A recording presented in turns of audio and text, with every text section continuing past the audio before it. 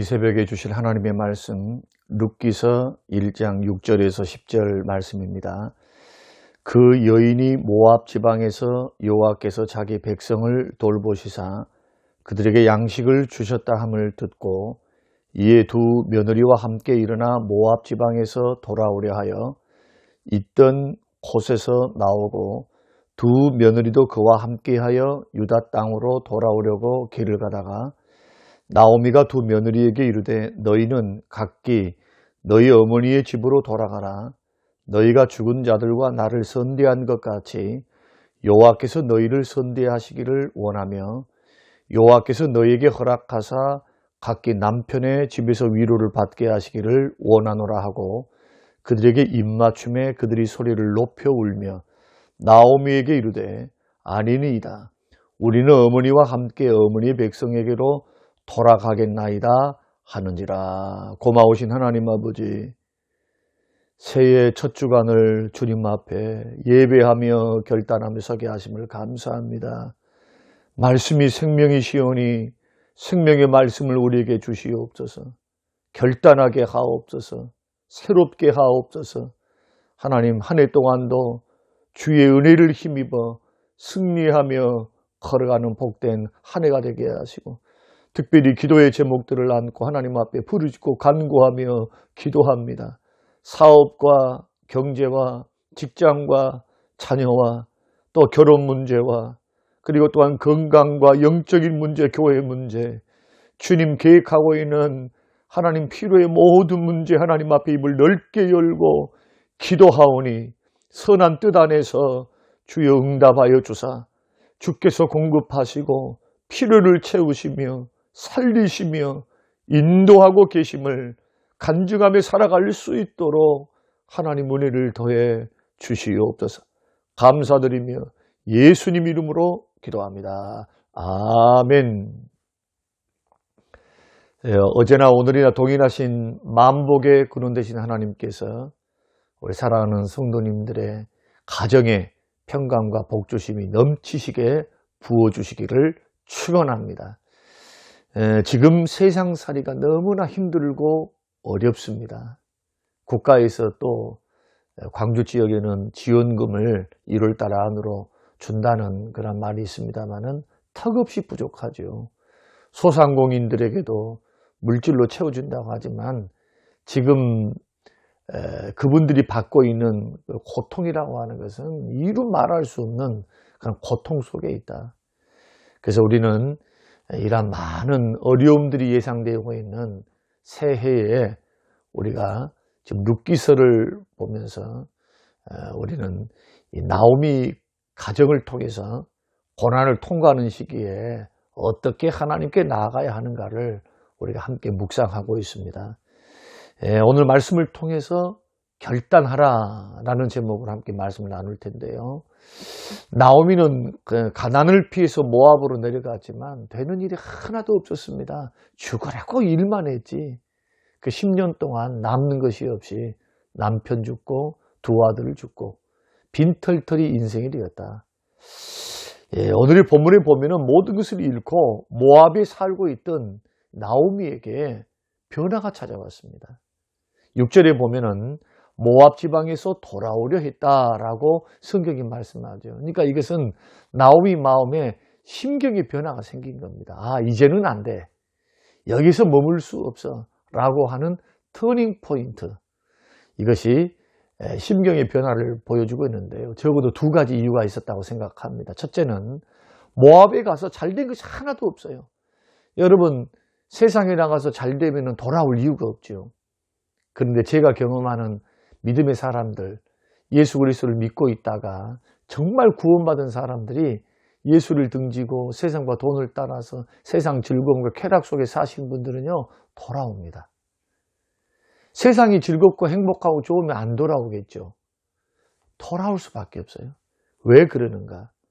베들레헴에 가서 완전히 실패했기 때문에 하나님을 등지고 잘 될 리가 없지요. 우리가 히브리서 12장의 말씀을 볼 때도 하나님이 징계하신다고 하시죠. 받으시는 아들마다 징계하신다. 하나님께서 돌아오게 하시려고 경제의 문을, 건강의 문을, 가정의 문을, 사업의 문을 하나님이 그렇게 다루시기 때문에 잘 될 리가 없어요. 송충이는 솔잎을 먹고 물고기는 물속에 살아야 되죠.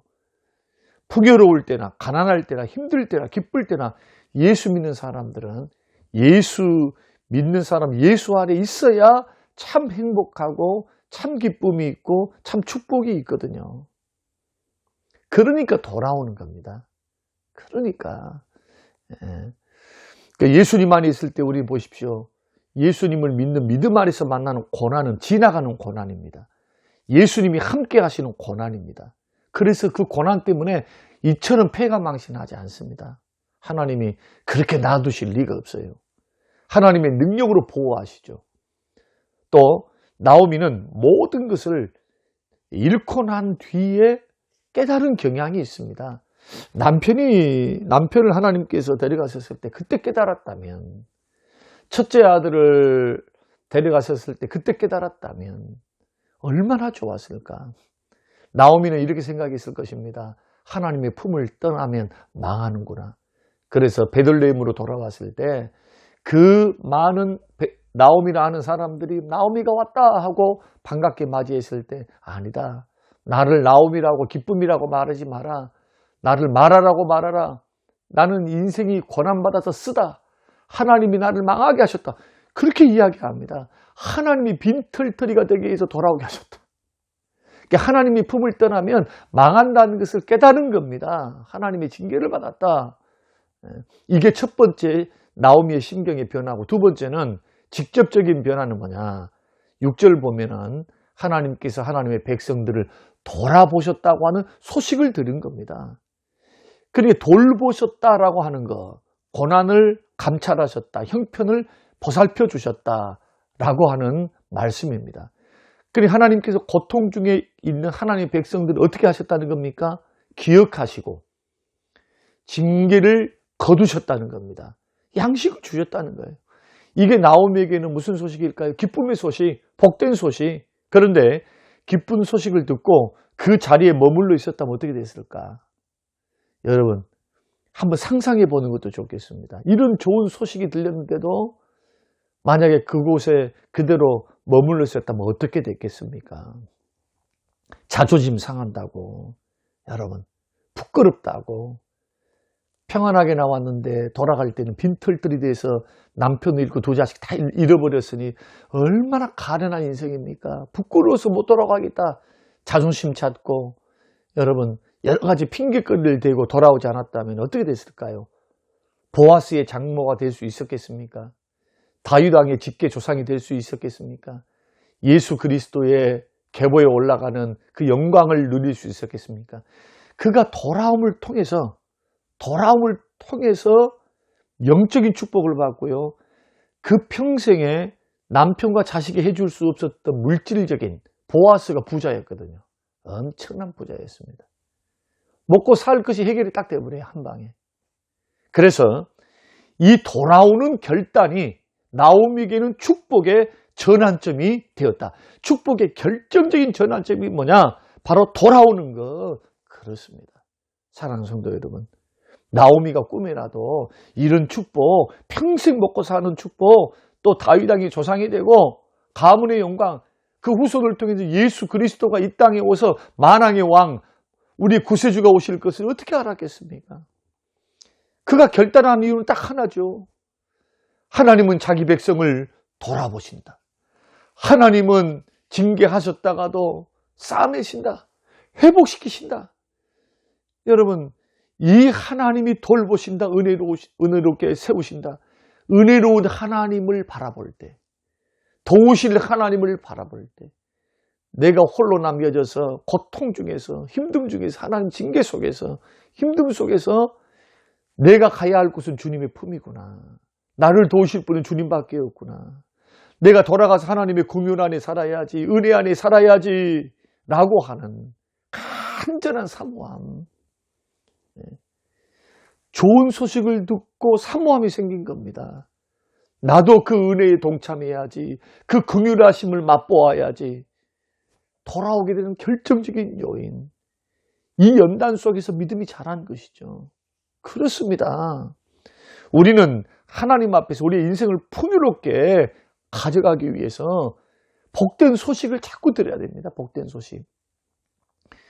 성경은 하나님을 가리켜서 은혜에 풍성하시다고 말씀합니다. 하나님은 자비롭다고 말씀하십니다. 택한 백성 버리지 아니하시고 먹을 것 입을 것 쓸 것으로 공급하신다. 그 나라와 그 일을 구하면 과부와 고아와 같이 너희를 버려두지 않겠다. 그러므로 주님의 복된 소식, 복된 말씀, 예수 그리스도의 복음의 말씀을 듣고 돌아오는 것. 우리가 22년도를 살아가면서도 잠깐 한눈 팔 수도 있습니다. 주를 멀리할 수도 있습니다. 그때마다 주를 떠났던 죄를 털고 잘못된 생각을 털어버리고 세상을 사랑했던 마음, 세상에 눈을 한눈 팔았던 마음을 털어버리고 그 자리를 일어나서 주께 돌아오는 것. 혹시라도 우리가 2022년도 살면서 여러 가지 유혹과 시험, 왜 어려움이 없겠습니까? 왜 고통이 없겠습니까?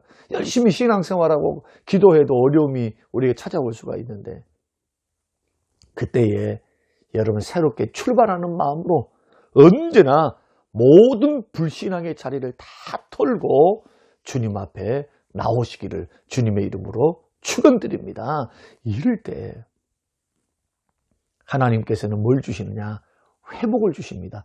경제적으로 회복하게 하시고 육체적으로 회복하게 하시고 영적으로 회복하게 하신다. 하나님께는 지나간 죄는 문제가 되지 않습니다. 회개하고 주님께 돌아오면 모든 죄 용서하세요. 장로교인은요, 날마다 회개하는 사람들입니다. 날마다 고치는 사람. 깨달으면 회개합니다.